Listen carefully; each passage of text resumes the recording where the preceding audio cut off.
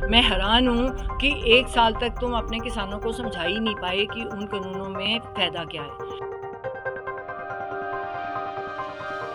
आप बिना किसानों को साथ बिठाए लॉज़ उनके लिए कैसे बना सकते हो? मैं कहती हूँ भगवान करे ऐसी सरकार कभी किसी देश में ना आए।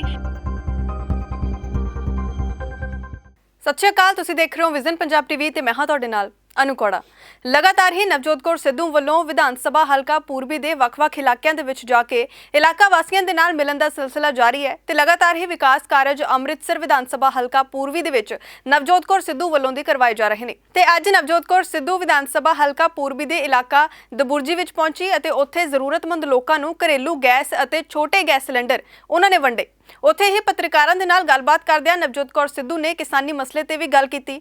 ਉਹਨਾਂ ਕਿਹਾ ਕਿ ਭਾਜਪਾ ਵਰਗੀ ਸਰਕਾਰ ਕਿਸੇ ਵੀ ਦੇਸ਼ ਦੇ ਵਿੱਚ ਨਹੀਂ ਬਣਨੀ ਚਾਹੀਦੀ। ਉਹਨਾਂ ਕਿਹਾ ਕਿ 1 ਸਾਲ ਦਾ ਸਮਾਂ ਹੋ ਗਿਆ ਕਿਸਾਨਾਂ ਨੂੰ ਸੜਕਾਂ ਤੇ ਬੈਠਿਆਂ, ਪਰ ਦੇਸ਼ ਦੇ ਪ੍ਰਧਾਨ ਮੰਤਰੀ ਉਹਨਾਂ ਦੀ ਕੋਈ ਵੀ ਗੱਲ ਸੁਣਨ ਨੂੰ ਤਿਆਰ ਨਹੀਂ ਅਤੇ ਨਾ ਹੀ ਕਿਸਾਨਾਂ ਦੇ ਨਾਲ ਕੋਈ ਮੁਲਾਕਾਤ ਕੀਤੀ ਜਾ ਰਹੀ ਹੈ। ਭਾਰਤ ਦੇ ਪ੍ਰਧਾਨ ਮੰਤਰੀ ਕਿਸਾਨਾਂ ਨਾਲ ਕਿਸੇ ਵੀ ਤਰੀਕੇ ਦੀ ਗੱਲਬਾਤ ਕਰਨ ਨੂੰ ਤਿਆਰ ਨਹੀਂ। ਇਹ ਭਾਰਤ ਦੀ ਸਰਕਾਰ ਨਹੀਂ, ਇਹ ਤਾਨਾਸ਼ਾਹੀ ਸਰਕਾਰ ਹੈ।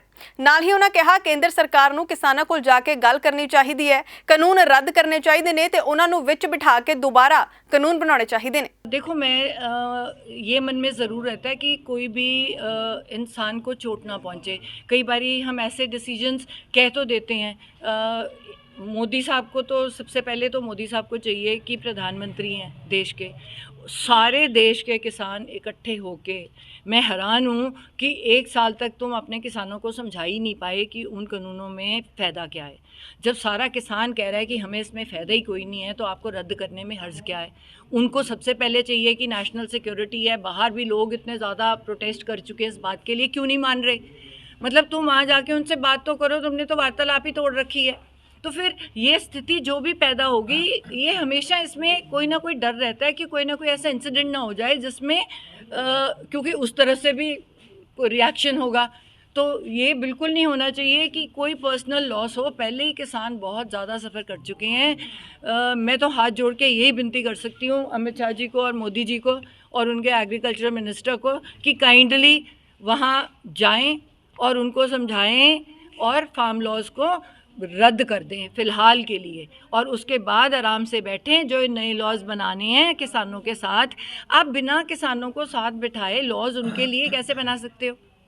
आप डॉक्टर्स के लिए बनाते हो तो डॉक्टर्स ही बनाते हैं ना, साथ में बैठते हैं आईएमए के डॉक्टर्स। तो आप किसानों के साथ बैठो और उनको पूछो कि आपका फ़ायदा किस में, नहीं तो आप समझाओ कि आपको कैसे फ़ायदा है।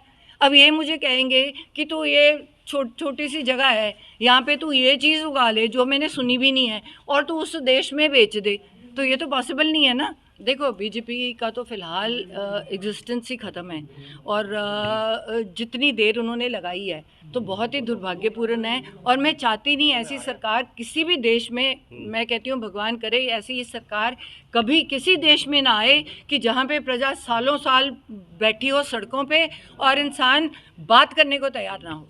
तो अभी वो जो कुछ भी लेके आए, क्योंकि देखो लोगों की सरकार होती है, लोगों के चुने हुए नुमाइंदे हो तुम, और कुछ नहीं हो।